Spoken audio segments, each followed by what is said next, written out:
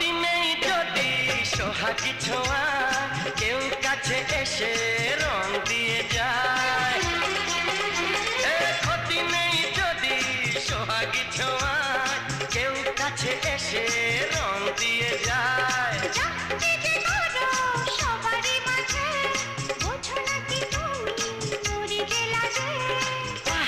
তোমাকে লাগছে দারুণ, আরে না না না না, আজকে তোমার কথা শুনবো না, এমন দিনে